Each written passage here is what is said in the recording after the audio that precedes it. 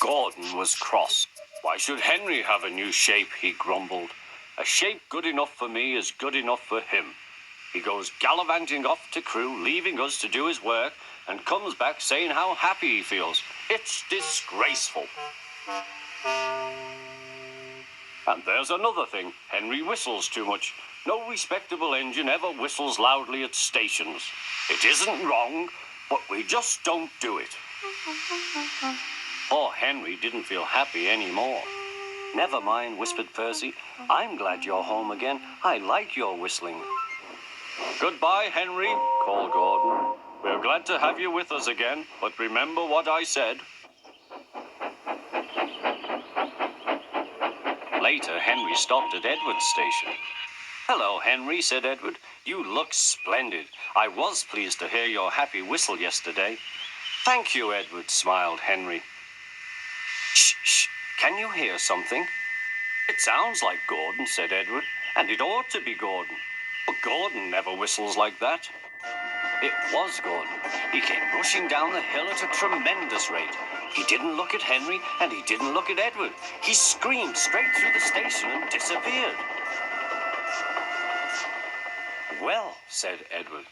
It isn't wrong, chuckled Henry, but we just don't do it. And he told Edward what Gordon had said.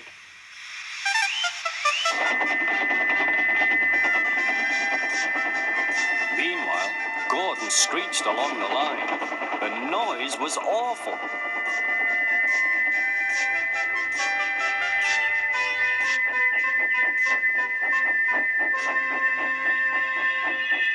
At the station, everyone held their ears. The Fat Controller held his ears too.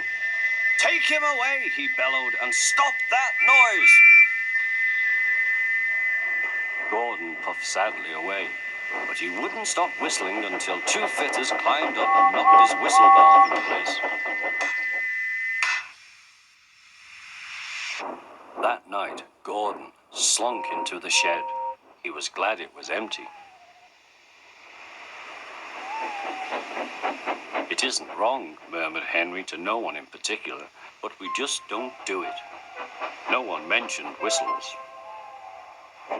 Next morning, Henry was enjoying himself enormously. I feel so well, he sang. Trickety-trock, hummed his coaches. Then he saw some boys on a bridge. Peep, peep, hello, he whistled. Oh, he called. The boys didn't wave and take his number. They thought it fun to drop stones on him instead.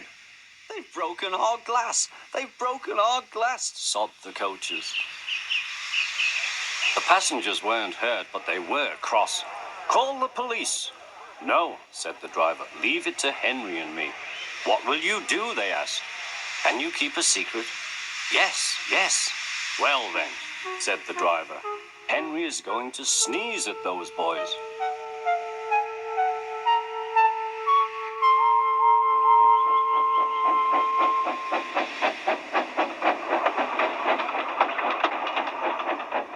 Lots of people were waiting at the station just before the bridge.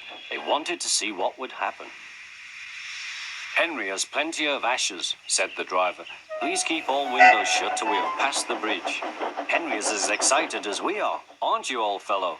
Henry was feeling stuffed up. Soon they could see the boys, and they all had stones. Are you ready, Henry, said his driver.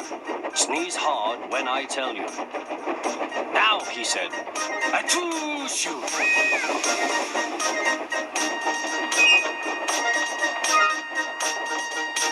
Well done, Henry, laughed his driver.